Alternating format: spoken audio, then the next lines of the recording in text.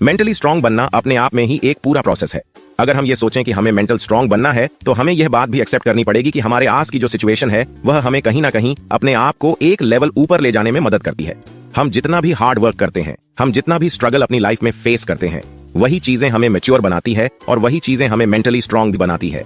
आपने देखा होगा कि हमारी जो 10-12 साल की एज होती है, उसके बाद जो हम मैच्योर हो रहे होते हैं, हम आगे बढ़ रहे होते हैं। हमारी एज जिस तरह से ग्रो कर रही होती है तो हमें उस एज में यानी 12, 13, 14 साल की उम्र में हम आसपास की चीजों को अलग नजरिए से देखना शुरू करते हैं। हमारे दोस्तों की बातें हमें कई बार हर्ट होने लगती है, हमारे पेरेंट्स की बातें हमें अलग लगने लगती है। ऐसा लगता है कि वह हमें कंट्रोल कर रहे हैं या फिर हमारे दोस्त हमें नहीं समझ रहे हैं, और ये सारी चीजें चल रही होती है जिसमें हम अपने मेंटली स्ट्रांग बनना अपने आप में ही एक पूरा प्रोसेस है। अगर हम ये सोचें कि हमें मेंटल स्ट्रांग बनना है तो हमें यह बात भी एक्सेप्ट करनी पड़ेगी कि हमारे आस की जो सिचुएशन है वह हमें कहीं ना कहीं अपने आप को एक लेवल ऊपर ले जाने में मदद करती है। हम जितना भी हार्ड वर्क करते हैं, हम जितना भी स्ट्रगल अपनी लाइफ में फेस करते हैं, वही चीजें हमें मैच्योर बनाती है और वही चीजें हमें मेंटली स्ट्रांग भी बनाती है।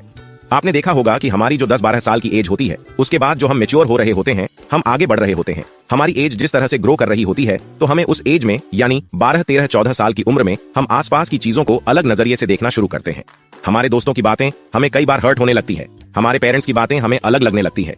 ऐसा लगता है कि वह हमें कंट्रोल कर रहे हैं या फिर हमारे दोस्त हमें नहीं समझ रहे हैं, और ये सारी चीजें चल रही होती है जिसमें हम अपने आप को अकेला भी फील करते हैं या फिर कुछ टाइम खुद के साथ बिताने की कोशिश करते हैं और चीजों को और ज्यादा डीप तरीके से जानने लगते हैं और नई नई जानकारी हासिल करना या फिर अपनी लाइफ में एडवेंचर फेस करना, अलग अलग जगह को एक्सप्लोर करना, घूमने का मन करना, ये सारी चीजें चलने लगती है।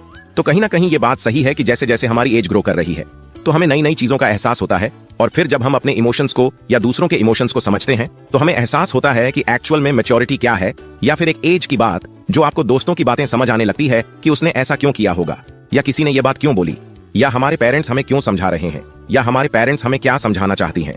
सारी चीजें हम धीरे धीरे करके समझने लगते हैं और फिर यहाँ से आप देखोगे कि आप अंदर से खुद को मजबूत महसूस करने लगे हैं। इसी को एक तरह से मेंटली स्ट्रांग कहा जा सकता है। तो कुछ चीजें हैं जो वह लोग अप्लाई कर दें जो मेंटली स्ट्रांग है। आज हम उसी के बारे में बात करेंगे कि कैसे हम खुद को ग्रो कर सकते हैं, कैसे हम खुद को मेंटली स्ट्रांग बना सकते हैं। इसमें सबसे पहली चीज है कि गलतियों को इस तरह से मत देखो कि मुझसे गलती नहीं होनी चाहिए। एक्चुअल में जब हम कोई काम कर रहे होते, कोई नई चीज सीख रहे होते, तो कहीं ना कहीं मिस्टेक होती है। भले ही अपने बचपन में साइकिल चलाना सीखा हो या कोई भी चीज जो नई चीजें हम करते हैं, तो उसमें हम एकदम से नहीं सीखते, बल्कि कहीं ना कहीं हम गिरते हैं, उठते हैं, दोबारा से उसकी कोशिश करते हैं और फिर हमें वह साइकिल चलाने आ जाती है, या फिर हम नई चीज धीरे धीरे करके सीखने लगते हैं। तो मिस्टेक यानी एक प्रोसेस जिसमें हमें समझ में आ जाता है कि भाई ये काम इस तरह से नहीं होगा, ये किसी और तरीके से करना चाहिए। तो आपकी जो मिस्टेक है वह आपको नई चीज सिखा रही है, आपको बता रही है कि आपको किसी चीज को कैसे करना चाहिए। और फिर सेकंड है कि कंफर्ट जोन को ऐसा मत सोचो कि या तो वह बिल्कुल ही खराब है या फिर वह बिल्कुल बेहतर है। देखो, किसी भी काम में कंफर्ट होना तो जरूरी होता है, तभी हम उस काम को अच्छे से कर पाएंगे। लेकिन इसका यह मतलब नहीं है कि हम कहीं भी अनकंफर्टेबल फील ना करें, क्योंकि अनकंफर्टेबल शुरू में फील करना इसलिए जरूरी है कि अब हम समझ रहे हैं कि हम जो नया काम कर रहे हैं वह मैं अभी पूरी तरीके से नहीं आता हूं, या फिर हम कहीं नई जगह पर एडजस्ट कर रहे हैं। किसी ने नए ऑफिस में जॉब करना स्टार्ट किया है या कोई किसी दूसरी जगह पर शिफ्ट हुआ है, तो शुरू में तो दिक्कत आती है, एडजस्ट होने में थोड़ा सा टाइम लग सकता है, लेकिन फिर धीरे धीरे हमें उसकी आदत होने लगती है, हमें समझ में आने लगता है। तो इसका मतलब क्या है कि हमें माहौल में ढलना आता है, हमें पता है कि लोगों से कैसे बात की जाती है या फिर किसी माहौल में कैसे ढल जाता है, और इसके बाद रिस्पॉन्सिबिलिटी लेनी जरूरी होती है।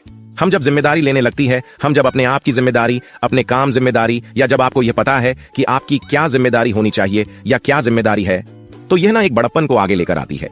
यानी फिर आपको एहसास होता है कि आप किन चीजों के लिए जरूरी है या फिर क्या काम आपके लिए जरूरी है, और यह एहसास तभी होता है जब आपकी जो मैच्योरिटी है वह थोड़ी और बढ़ने लगती है। यानी रिस्पॉन्सिबिलिटी आपको थोड़ा और पावरफुल बनाने में मदद करती है, आप खुद को थोड़ा और आगे बढ़ाने के लिए रेडी होते हैं। इसके बाद जो लोग मेंटली स्ट्रांग हैं वो कहीं ना कहीं चीजों की हर साइड को देखने की कोशिश करते हैं। जैसे किसी को किसी के साथ रहना अच्छा लग रहा है, लेकिन वह दोनों डाउट में कि हम यह रिश्ता आगे चलेंगे या नहीं चलेंगे, और कहीं ना कहीं वह दोनों इस बात को एक्सेप्ट करते हैं कि हम इस चीज को आगे नहीं चला सकते या फिर इसका कोई फ्यूचर नहीं है। तो यहाँ पर वह दोनों चीजों की हर साइड को देखने की कोशिश कर रहे हैं। अब वह ये देखने की कोशिश कर रहे हैं कि हम दोनों को और ज्यादा कनेक्ट होना चाहिए या नहीं होना चाहिए। अगर हम अटैच होते हैं और बाद में अगर अलग होना पड़ रहा है, तो हो सकता है कि बाद में ज्यादा हर्ट हो, क्योंकि अभी इतनी अटैचमेंट नहीं है तो अभी अपने आप को कंट्रोल करना सही है। लेकिन अगर बाद में अटैचमेंट बढ़ जाती है और फिर अगर अलग होना पड़ रहा है, तो वहां पर थोड़ा ज्यादा हर्ट हो सकता है। तो ये दोनों इस बात को एक्सेप्ट करते हैं और अपने रिश्ते को एक सही तरीके से, एक नॉर्मल तरीके से चलाने की कोशिश करते हैं, जिनसे इनकी अटैचमेंट बहुत ज्यादा बढ़े नहीं।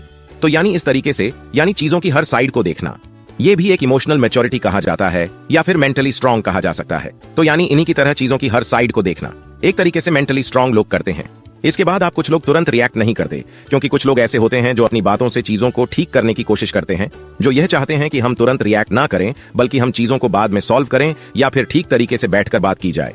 तो यह चीज भी कहीं ना कहीं मेंटली स्ट्रांग लोगों में होती है कि वह तुरंत रिएक्ट नहीं करते, बल्कि चीजों को बाद में या फिर बैठकर बात करने की कोशिश करते हैं।